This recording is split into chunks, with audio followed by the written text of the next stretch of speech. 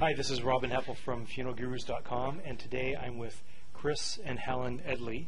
Is that correct? That's Yes. right. We're here at Social Media Camp in Victoria, BC, which is Victoria is a real hotbed for social media, so it's really interesting to be here, and over 650 people here.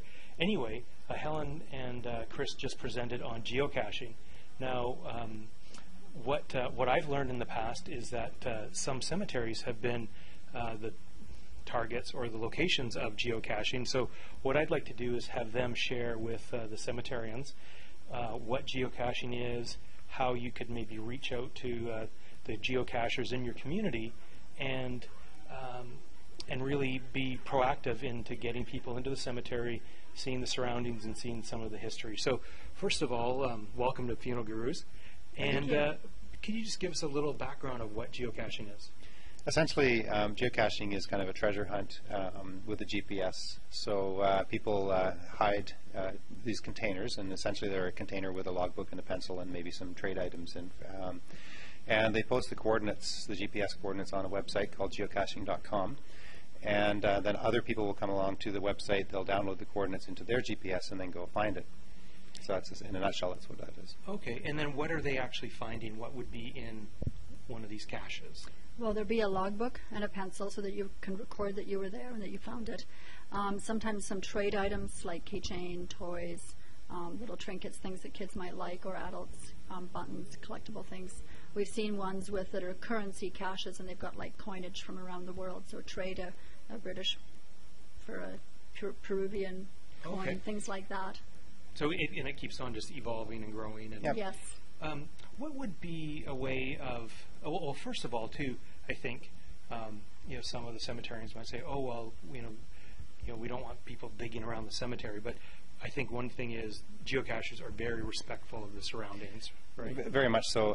They take care of the environment. They're very, very environmentally conscious, and they're also very respectful of cemeteries in particular. And in fact, there are geocaches located around cemeteries all over the place because they're very interesting and sometimes just absolutely fascinating places to bring people. But generally, the geocache containers are not hidden in the cemeteries. Usually, they're on the outskirts or close by, unless the idea is a puzzle type of geocache that might require you to go and find some information off some gravestones in order to find the coordinates of the geocache, which would be located nearby, but not actually usually in the cemetery. Okay. Now, you were actually saying that there was an example here in Victoria of some soldiers that were awarded the Victoria Cross.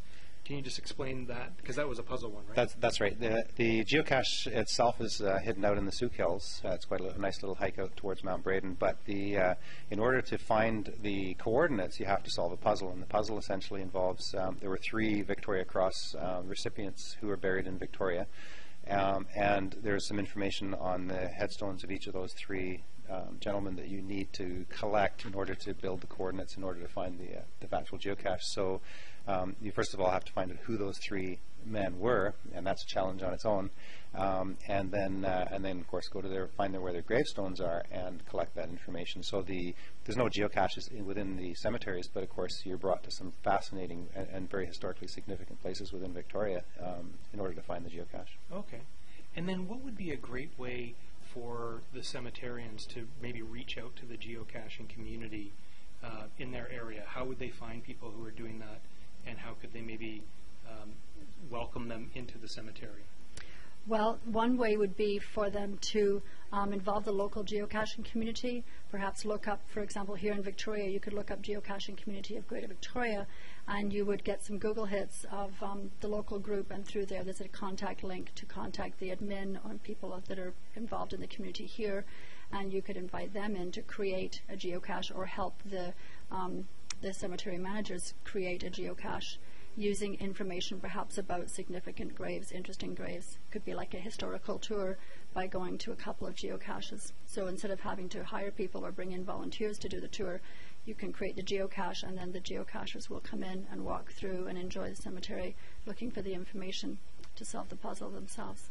And it's on their time. It's not a scheduled, okay, we're having a walking tour at Sunday at 1 o'clock. Totally Exactly. self-guided. Okay. Self-guided.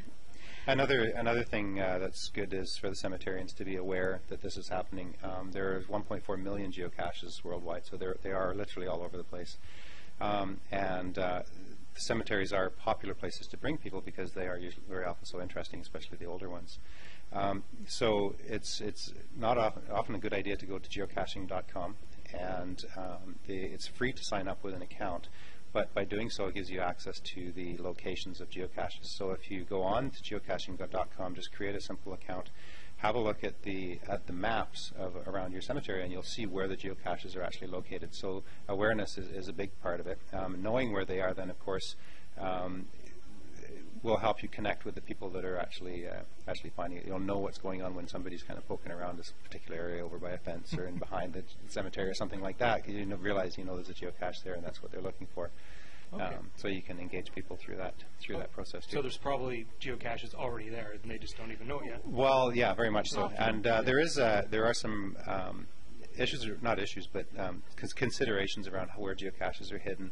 In order not to have too many in one area, there is a 161 meter or a tenth of a mile proximity requirement that a geocache has to be at least that far away from another one. Okay. So if your cemetery has 3 or 4 geocaches around it, you may actually not be able to hide, even if you wanted to, another geocache within that specific location, but it is possible to hide one perhaps nearby using information on some of the headstones and stuff like that. So, okay. Yeah. Oh, well, that's great. Well, thank you so much for sharing. This is You're great. welcome. We're always looking for new ways to engage the public.